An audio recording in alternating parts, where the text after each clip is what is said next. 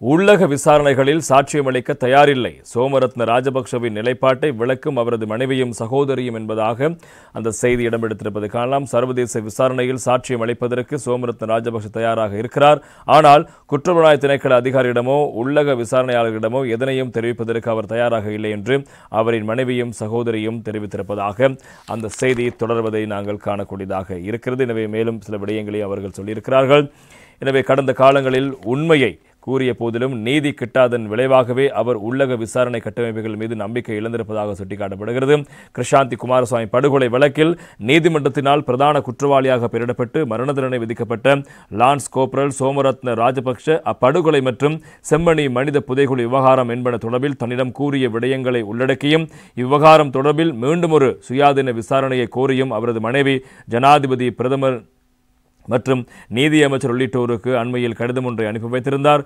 இவ்வாறான ஒரு பின்னணியில் இவ்விடயத்தில் சோமரத்ன ராஜபக்ஷவின் நிலைப்பாடு குறித்து அவரது மனைவி செனாலி சம்பா விஜயவிக்ரம மற்றும் அவரது சகோதரி ரோஹிணி ராஜபக்ஷ ஆகியோர் வீரகேசரி வார வெளியீட்டுக்கு இந்த விடயத்தை தெளிவுபடுத்தியிருக்கிறார்கள். அதன்படி பாடசாலை மாணவி கிருஷாந்தி குமாரசுவாமியை கைது செய்து பாலியல் வன்புணர்வுக்கு உட்படுத்தி படுகொலை செய்ததாக குற்றஞ்சாட்டப்பட்டு தனது கணவருக்கு தண்டனை விதிக்கப்பட்டிருக்கும் நிலையில் அது மிக பாரதூரமான குற்றச்சாட்டு எனவும் அக்குற்றத்தை புரியாத தனது கணவர் 29 வருட காலமாக தண்டனை அனுபவித்து வருவதாகவும் அவரது மனைவி செனாலி சம்பா விஜயவிக்ரம சுட்டிக்காட்டியிருக்கிறார்.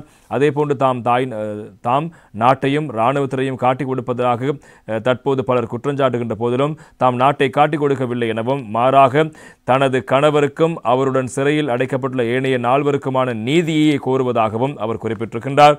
அதேவேளை இவ்விடயத்தில் நாட்டுக்குள் தாமதமாக நீதி கிடைக்காவிடின் இந்நாட்டில் தமக்கான நீதி கிடைக்காவிடின் தாம் சர்வதேச விசாரணையின் ஊடாகவே நீதியை கோரவிருப்பதாகவும் உள்நாட்டு அரசாங்கம் தமக்கு எவ்வித நிவாரணத்தையும் அளிக்காத நிலையில் தனது சகோதரர் சர்வதேச விசாரணையில் சகல விடயங்கள் தொடர்பிலும் சாட்சியம் அளிப்பதற்கு தயாராக இருப்பதாகவும் ரோஹிணி ராஜபக்ஷ குறிப்பிட்டிருக்கின்றார். அது மாத்திரமின்றி சோமரத்ன ராஜபக்ஷவின் அறிவிப்பை அடுத்து குற்றப்புலனாய்வு திணைக்கள அதிகாரிகள் அவரிடம் விசாரணைகளை முன்னெடுத்தாலும் அவர் அதிகாரியிடம் எதனையும் கூற மாட்டார் என்றும், ஏனெனில் கடந்த காலங்களில் உண்மையை கூறிய போதிலும் நீதி கிடைக்காதன் விளைவாக தாம் அக்கட்டமைப்புகள் மீது நம்பிக்கை இழந்திருப்பதாகவும் சோமரத்ன ராஜபக்ஷவின் மனைவி விளக்கமளித்திருக்கிறார். மேலும் தனது கணவர் மீதும் ஏனைய 4 மீதும் சுமத்தப்பட்ட மிக மோசமான குற்றச்சாட்டுகளை உண்மையிலேயே புரிந்தவர்கள் வெளியே சுதந்திரமாக இருப்பதாகவும் அக்குற்றத்தை புரியாதவர்கள் 29 ஆண்டுகள் சிறையில் அடைக்கப்பட்டிருப்பதாகவும் குறிப்பிட்ட செனாலி சம்பா விஜயவிக்ரம தற்போது தனது கணவரின் பாதுகாப்பை உறுதிப்படுத்துவதற்கான உடனடி நடவடிக்கையை தமக்கான நீதியையுமே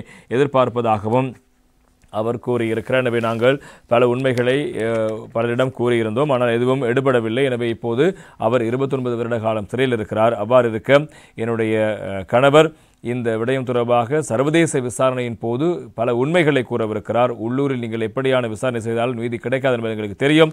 அதனால் சர்வதேச விசாரணைக்கு மாத்திரமே அவர் வாயை திறப்பார் என்பதாகவும் சோமரத்ன ராஜபக்ஷனுடைய மனைவியும் அவருடைய சகோதரியும் இவ்வாறு தெரிவித்திருப்பதான செய்திகள் பிரதானமாக இடம்பெடுத்திருப்பதை நாங்கள் காணக்கூடியதாக இருக்கிறது.